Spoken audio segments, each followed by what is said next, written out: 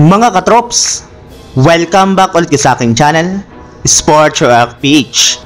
At ngayon nga ay pag-uusapan natin ang rason bakit hindi pa tinanggal ng Milwaukee Bucks si Thanasis Antetokounmpo.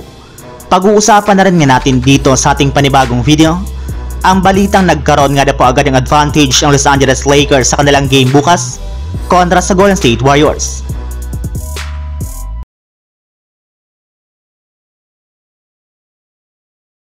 Bagamat man nga po mga katrops, nag-average lamang si Thanasis Antetokounmpo sa Milwaukee Bucks ngayong season na napakababang 0.8 points, 0.4 rebounds, at 0.5 assist per game sa kanyang 4.1 minutes niya na playing time sa loob ng 18 games na napaglaruan na nga po nito, ay wala pa rin naman nga pong may kakayahan na tanggalin siya sa kanilang kupunan.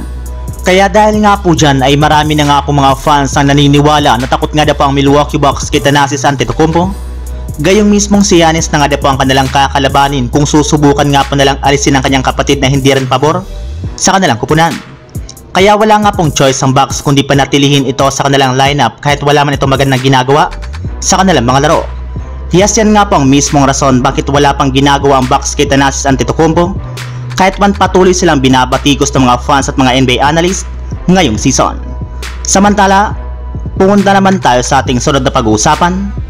Sa balita, nagkaroon nga na po agad ng advantage ang Los Angeles Lakers sa kanilang game bukas kontra sa Golden State Warriors. Pagkatapos nga po mga katrops na maipanalo ng Lakers ang kanilang huling game noong nakarang araw laban sa Chicago Bulls, ay dediretso naman nga po sila sa lugar ng San Francisco para kalabanin ang koponan ng Golden State Warriors bukas ng umaga sa loob mismo ng Chase Center.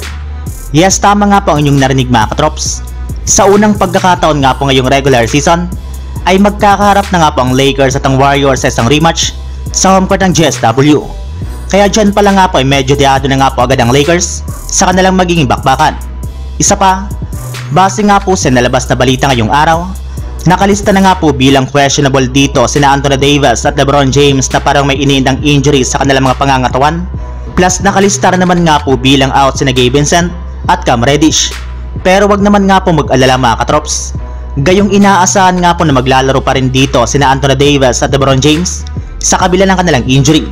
Bukod rin nga po dyan ay mas malala naman nga po ang kalagayan ngayon ng Warriors since maliban nga po sa katotohanan ng sobra pa rin silang nag-i-struggle na manalo sa kanilang home court, ay hindi rin naman nga po dito maglalaro ang kanilang mga players na sina Chris Paul, Moses Moody at Gary Payton II. Kaya maaari nga po itong gamitin ng Lakers bilang advantage sa kanilang magiging rematch. So yun lang mga katrops, ang handog kong story ngayong araw. Sana nag-enjoy kayo, please like and subscribe my YouTube channel, Sports React PH, para sa iba pang story at update patungkol sa NBA.